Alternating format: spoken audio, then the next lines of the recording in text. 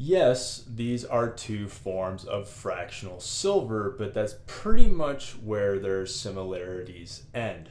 On the left is constitutional silver, and on the right we have a 3/9 fine fractional silver piece. In this video, I'm going to go over the pros and cons of each of these and let you know which one I prefer and why.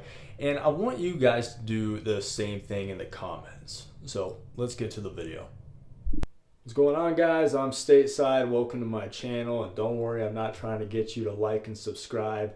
But if you have an unhealthy addiction to gold, silver, and numismatics as much as I do, then I promise you're in the right place. And as viewers, you don't get the recognition as you deserve. So I want to say thank you for taking the time out of your day to watch my content. Helps me out tremendously. With all that being said, let's roll it.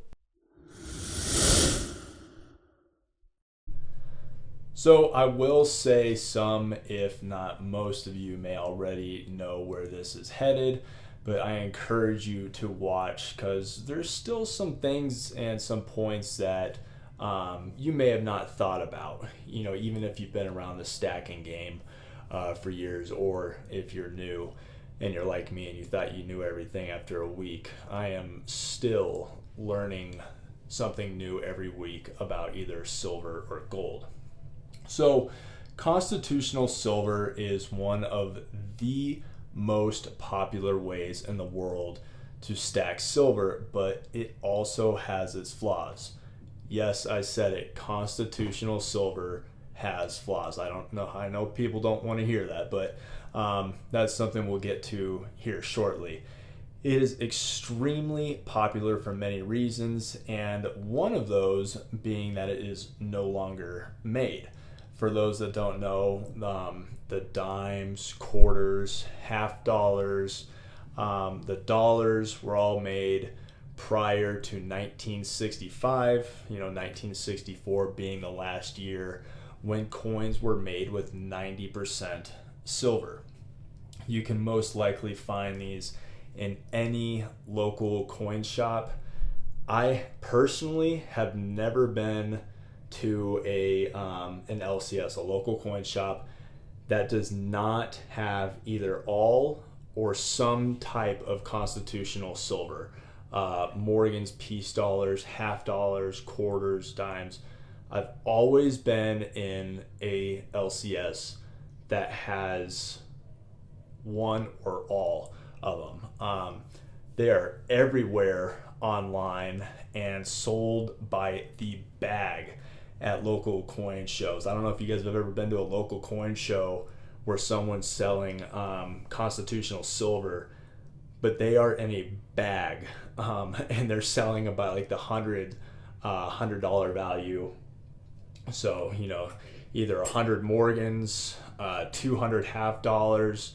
They sell them by the bag. It's pretty cool to see, and they're really affordable, which is nice in today's market since silver has been on the climb lately. We were hitting $32.50 per ounce. We're back under $30 right now, which is nice. It's allowed a lot of people that were waiting to get in on this dip right now. And they're very recognizable within the stacking community, which makes them very liquid and easy to sell. But like I stated earlier, with all these pros, there are some cons. A lot of constitutional silver has been heavily circulated, leaving an incredible amount of wear on them. It's lowering the silver content in all of them. I mean, I have a mercury dime right here that's just absolutely just flat. The back is almost unrecognizable. We all know mercury dimes are older, but even some of the Washington quarters I have are getting really flat. A lot of these were at spot. You'll see typically they'll look like this.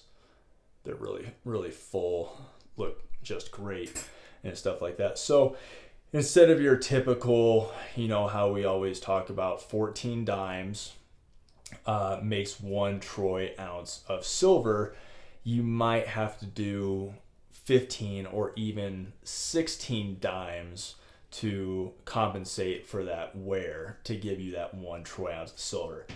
And remember when I said this was highly recognizable within the stacking community, it's not so much outside of it. You see, there is nowhere on here that says it is made of silver. 90%, nothing. Your dimes, your quarters, your half dollars, it doesn't say that anywhere on there. So trying to sell to someone new, that's a new stacker, peer-to-peer, or trade to someone in a doomsday scenario, can be tricky. Trying to convince them that yes, this is indeed silver. And then you have to go into explaining how much silver is in there. So someone who is not familiar with constitutional silver can be very, very wary of it. You can always tell them, you just have to turn it on its side and you can see that it's silver, because today's coins, it's half and half with the blend in there. You can tell by the noise it makes, and it can be a real turnoff for people if they have no idea what you are talking about. And this or may not, play into your decision of liking constitutional silver. And to me, it's just easily avoidable, by buying Roosevelt's, Kennedy's, Washington quarters to avoid that wear. And as for your doomsday stuff, well, let's just keep our fingers crossed and hope that never happens. But pure fractional silver, however, doesn't have that problem. These are constantly being made right here. So wear is not an issue. And it clearly has the size on the back down there at the very bottom. Let's see if I can get you guys to see that. You guys just gonna have to take my word. It says 1/10 troy ounce. I don't want to blind you guys if it gets a bad reflection on there. So these would take very little explanation when selling peer-to-peer with a new stacker, or your whatever scenario you want to talk about when it's end of the world. And this is just a 1/10. They also make 1/4 ounce sizes, half ounce sizes. Just like constitutional silver, you have variety. So this is pure compared to 90%. And that's pretty much where my pros stop. You see, I have 3 local coin shops by me, and none of them, I'm not kidding, guys. You guys might have the same problem. None of them have fractional silver when it comes to like 1/10, 1/4, or half ounce silver rounds. I actually had to order this online, which was very expensive. Excuse me. I paid $7.50 for this when it was all said and done. But if I wanted to buy a full ounce in 1/10, it would have cost me $60. So that is $60 an ounce, which is twice the price of spot right now. And that's incredibly high premiums, right? Now, if this is what you like, then it's what you like. I cannot judge anyone on high premium stuff. You guys have seen some of the silver and gold that I've purchased, and well, those premiums are pretty stupid high too. So like I said, this is a judge-free zone. I cannot judge you because I have high premium stuff myself. So if fractional silver in this form is your thing, then by all means, buy it all up. But I think we can agree that anything under an ounce should be bought in constitutional form.